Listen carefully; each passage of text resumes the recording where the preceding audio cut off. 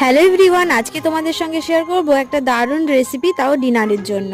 এবার প্রথমে কড়াইতে সাদা তেল দিয়ে তেজপাতা, শুকনো লঙ্কা ফোড়ন দিয়ে কিছুটা জিরে দিয়ে দিলাম, আর তার ভিতরে দিয়ে দিয়েছি একটু আদা বাটা। সব রকমের গুঁড়ো মশলা ভিজিয়ে রেখেছিলাম, সেটা দেওয়ার পরে সিদ্ধ করা ছোলার ডালটা দিয়ে লাস্টে গরম মশলা দিয়ে নামিয়ে নিয়েছি। একদম সিম্পল ভাবে ছোলার ডালটা রান্না করেছি, কারণ এখানে মিক্সার গ্রাইন্ডার বা কোনো রকমের মশলা পেস্ট করার কিছুই আনা হয়নি, তাই সবটাই হাত দিয়ে করতে হয়েছে। মটরশুঁটিগুলো সবার প্রথমে সিদ্ধ করে সেটাও হাত দিয়ে মেখে নিয়েছি, আর এখন ময়দা মেখে নিচ্ছি। মটরশুঁটির ডোটা তৈরি করেছি একটুখানি সাদা তেলের ভিতরে লঙ্কা আর আদা গ্রেট করা দিয়ে, সেটা দিয়ে মটরশুঁটির যে ডোটা সেটা তৈরি করে নিয়েছি। ময়দার ভিতরে চিনি, সাদা তেল আর লবণ দিয়ে মেখে নিয়ে যে পুরটা বানিয়েছিলাম সেটা এক একটা করে দিয়ে লেচি বানিয়ে নিয়েছি।